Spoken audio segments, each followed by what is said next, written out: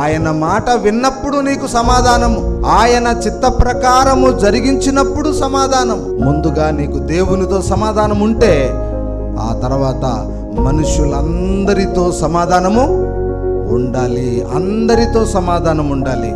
లేఖనంలో మనం చూస్తే రోమాపత్రిక 12వ అధ్యాయం 18వ వచనం చూడండి. శక్యమైతే మీ చేతనైనంత మట్టుకు మీ శక్తి కొలది సమస్తమైన మనుషులతో సమాధానముగా ఉండుడి. నీ శక్తి కొలది అందరితోనూ, సమస్తమైన మనుషులతో అంటే ఏ జాతి అయినా, ఏ కులమైనా, ఏ వర్గమైనా, ఏ రాష్ట్రమైనా, ఏ దేశమైనా, ఏ తెగైనా, ఎవరైనా కానివ్వండి, అందరితో కూడా సమస్తమైన మనుషులతో సమాధానముగా ఉండండి అని అంటున్నాడు.